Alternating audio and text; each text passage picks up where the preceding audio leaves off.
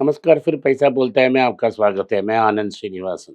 आज शनिवार है, मेरे साथ मेरे काबिल दोस्त विष्णु हैं और विष्णु इंग्लिश में सवाल पूछेंगे। जो सवाल आपने उठाया उसका जवाब मैं हिंदी में दूँगा। So the first question is Lenskart is looking into like they're get trying to get into as an IPO into the market. So what is your opinion about Lenskart? ये पहला विल्बी पार्कर नाम का एक कंपनी था। Mm. ये वॉल्टन के जो graduates थे उन्होंने इस आइडिया को बनाया। उस कंपनी का बिलियन डॉलर वैल्यूएशन था। इस एडम ग्रांट की ओरिजिनल्स नाम का बुक में Mm. उनका स्टोरी है। लेंसकार्ट उस कंपनी का कॉपी है। अभी जो सारे स्टार्टअप कंपनीज़ हैं, उनके पास पैसा नहीं है। अमेरिका में इंटरेस्ट रेट्स बहुत ज़्यादा हैं, स्टार्टअप फंड्स नहीं आ रहे हैं, Mm. तो अभी भी वो लॉस में हैं, अभी कैश गज़ल कर रहे हैं। तो उनको पैसा चाहिए, इसीलिए वो आईपीओ कर रहे हैं और जो इन्वेस्टर्स उन्हें साल से बैक कर रहे हैं, उनको एग्ज़िट रूट भी दे रहे हैं। लेकिन ये कंपनी लॉस बन रही है। वैल्यूएशंस क्या होगा हमें पता नहीं। अगर वो पैसा टेबल पे छोड़ते हैं तो हम उसको कंसिडर कर सकते हैं, लेकिन अगर वो मैक्सिमाइज करके ओवर वैल्यू में बिक रहा है तो इसे हम नहीं कंसिडर करेंगे। अगर कंपनी लॉस में है तो इसके कंसिडर करने का कोई गुंजाइश ही नहीं है। दूसरी बात ये है कि मार्जिन्स बहुत ज़्यादा हैं और ये मार्जिन को डिस्काउंट कर कर उन्होंने इतना बड़ा ग्रोथ हासिल की है। इसमें एक और लिस्टेड प्लेयर है टाइटन आई प्लस, Mm. जो टाटा की ब्रांड है और सालों से है। उन्हें स्लोली ग्रो किया है, प्रॉफिटेबल ग्रोथ शो किया है, हर साल रेगुलर ग्रोथ है, लेकिन लेंसकार्ट से छोटे हैं। उन्होंने एग्रेसिवली इस कंपनी इस ब्रांड को ग्रो नहीं किया है।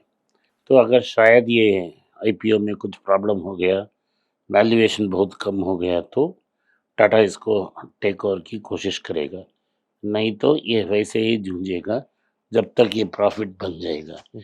इसमें चिकन एंड एग सिचुएशन है।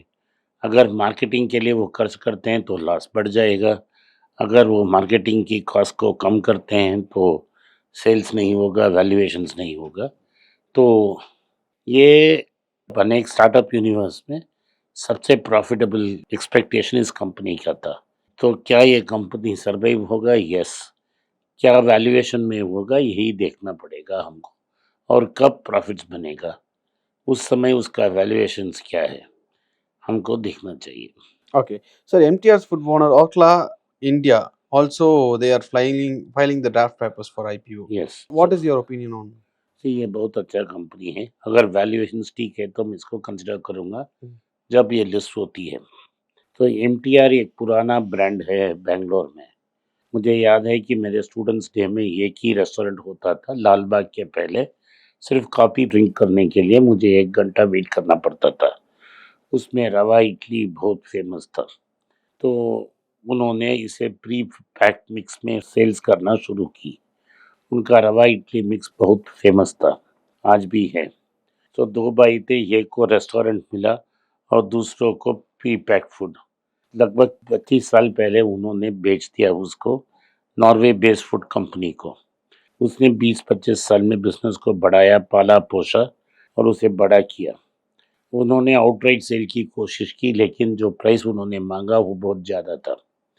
तो अब ये कंपनी को लिस्ट कर कर जो पैसा उन्होंने डाला उसको बाहर निकाल कर Mm. जो प्रॉफ़िट मुनाफ़ा दे रहा है, उसी से इस कंपनी को चलाने की अटेम्प्ट है। अभी क्या है कि भारत में जो वैल्यूएशंस हम दे रहे हैं, वो दुनिया में कोई और नहीं देने के लिए तैयार नहीं है।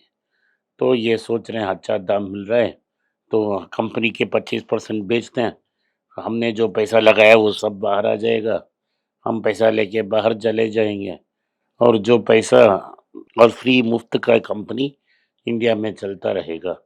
उनका ये ग्लोबल ब्रांड है, जहाँ भी भारतीय हैं, वहाँ एमटीआर मिक्सेस बेचती है। तो Okay. अच्छा बड़ा ब्रांड है, कंपनी अच्छा है। ओनर ने ठीक समय से नहीं, पहले ही बेच दिया। जिसने खरीदा उसको पाला-पोसा और बड़ा कर दिया। Okay. So what's your opinion about IEX stock? ये तो पहले बहुत चला, उसके बाद कोलैप्स हो गया। अभी समर है तो इसके बारे में बात आ रही है। ये तो इलेक्ट्रिसिटी को एक्सचेंज में बेचने का है। इसमें डिमांड बहुत कम है, अभी कॉम्पिटिशन भी आ गई है। ये स्टेट डिस्कॉम्स ही इसमें मैक्सिमम ट्रेड करते हैं। उन्होंने इससे पहले ही लॉन्ग टर्म कॉन्ट्रैक्ट्स उनके पास हैं। जब शॉर्टेजेस होती है तभी मार्केट में आते हैं। अभी समर खत्म हो गया तो इसके बारे में कोई बात नहीं करेगा। Okay. Sir, Milky Mist is also planning for an IPO. ये बहुत अच्छा कंपनी है लेकिन वैल्यूएशन तगड़ा रहेगा। Hmm. उसके बाद जब वैल्यूएशंस लिस्ट होती है, Hmm. आई गेस वैल्यूएशंस अच्छा होगा, हम इसको कंसिडर कर सकते हैं। ये उम्दा कंपनी है।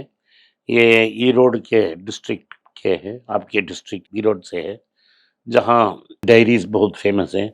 नीलगिरीज डेयरीज उधर से ही था। वहाँ तो ये इसका अनोखापन ये है कि वो दूध नहीं बेचता है, दूध से जो प्रोडक्ट्स आते हैं उसी को बेचता है। इंडिया लार्जेस्ट पनीर मेकर है। उसका नेटवर्क बहुत स्ट्रांग है। वो ऐड ऑन प्रोडक्ट्स बनाते हैं, इसलिए उनके मार्जिन्स बेहतर हैं। Okay. Sir, Reliance Power is skyrocketing since past few weeks. Is Anil Ambani back? ये नहीं, मुमकिन नहीं है। ये तो गवर्नमेंट की देन में होती है ये कंपनी। ये कंपनी डिस्कॉम को सप्लाई करेगी, डिस्कॉम से पैसा वापस लेगी और हाई लोन्स वाली कंपनी है। उनकी पब्लिक सेक्टर लोन्स में जो 50,000 का लोन है 400-500 करोड़ में सेटल हुआ, और रिलायंस कैपिटल का हज़ारों करोड़ का लोन भी 8,000 में सेटल हो गया। तो इसे कोई पुल से टच नहीं होगा। ये लंगड़ा घोड़ा दौड़ता रहेगा, Hmm. बस उतना ही। Okay. Sir, LG Electronics IPO, HDB Financial IPO. STB financial एक अनोखा आईपीओ है। Hmm. ये फोर्स्ड आईपीओ है क्योंकि आरबीआई ने कहा है कि अपर लेयर फाइनेंस कंपनी को आईपीओ डालना है। इसमें एक्सिस बैंक की फाइनेंस कंपनी, एचटीबी और टाटा कैपिटल है। Hmm. ये प्राइवेट नहीं रह सकते हैं, ये लिस्ट करना पड़ेगा। एचटीपी का दूसरा कारण ये लिस्ट करने के लिए है, Hmm. जब एचडीएफसी और एचडीएफसी बैंक का मर्जर हुआ तो क्रेडिट डिपॉजिट रेशो 100 के ऊपर चला गया। इसको काबू में लाने के लिए उनको पैसा चाहिए। Hmm. जो एचटीबी का प्रोसीड्स आएगा उनके लिए फ़ायदेमंद होगा। ये एचटीबी और टाटा कैपिटल का स्टोरी है। तो ये शॉटगन आईपीओ है जहां रेगुलेटर ने उनको फोर्स किया है। Okay. Sir, let's go for a rapid fire question on health and pharmaceutical sector. What is your opinion about health and pharmaceutical sector and the PE of it now, as an investor point of view? मेरे sector में बहुत ऐसे कंपनियां हैं जो बहुत expensive हैं Hmm. और ऐसे कंपनियां हैं जो बहुत सस्ते हैं। मेरे हिसाब से मैं हॉस्पिटल्स को कंसिडर नहीं करूँगा, फार्मा कंपनीज को कंसिडर करूँगा। इसमें जो एक्सपोर्ट्स कर रहे हैं और उनकी जो पैसा डॉलर में आ रहा है, उन कंपनियों को मैं कंसिडर करूँगा जो चीप है।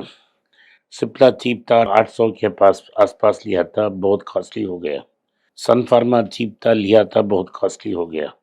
अभी मेरे रेडार में डॉक्टर रेड्डी, नाटको फार्मा और जाइडस हैं। Hmm. ये तीनों भी अभी प्राइस दाम थोड़े-थोड़े ऊपर हो गए हैं, लेकिन अभी भी फेयरली वैल्यूड हैं। इतना अंडर वैल्यूड नहीं है जो 2 महीने पहले थे। Okay. So the first stock is Sun Pharmaceutical Industries. बहुत एक्सपेंसिव लेकिन उम्दा कंपनी है, बहुत अच्छा कंपनी है। Hmm. अभी दाम बहुत थोड़ा ऊपर है, ओवर वैल्यूड है। Okay. So when can we expect it to be entered, sir? जब करेक्ट होता तब देखा जाएगा ना। To the PE of. अगर 25 तक आ जाए तो हम देख सकते हैं, Hmm.